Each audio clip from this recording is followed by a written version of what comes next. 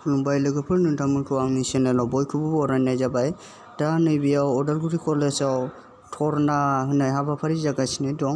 बे धर्ना होनाय हाबाफारियानो जादों प्रफेसार लाडु सिंहनि थाखाय माने बड'लेण्ड इउनिभारसिटिनि प्रफेसारनि थाखाय धर्ना होनाय जादों बिथांनि थाखाय। दा नोंथांमोना नायलांबाय थादो बे धर्नाखौ।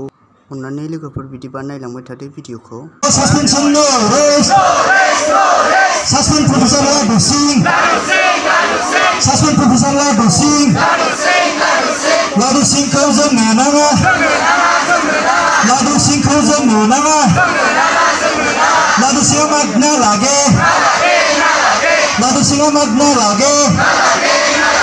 Professor Ladu Singh go back. Professor Ladu Singh go back. ছাত্রছাত্রী জীবনের হিতালে খেলা বন্ধ করুক।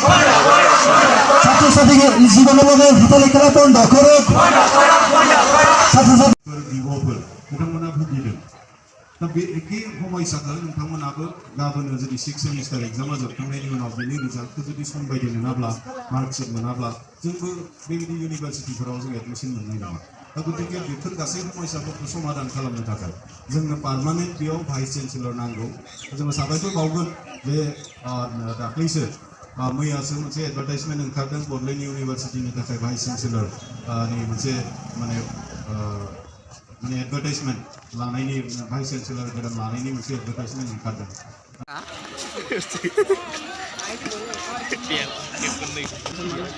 बिराद मोनबाय बिथांमोना धर्ना होनानै।